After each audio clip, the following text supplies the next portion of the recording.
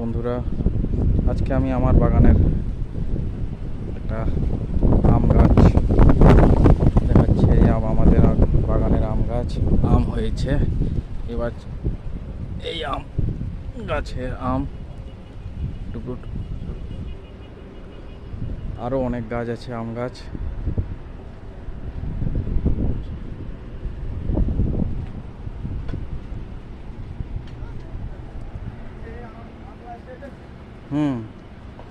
এই আম গাছগুলো, এই দেখুন আমাদের বাগানের মালি পাখি খেয়েছে, পাখিরাও আম খাচ্ছে।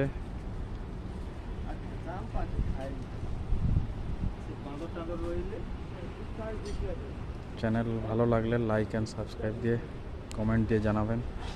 জয় হিন্দ, নমস্কার।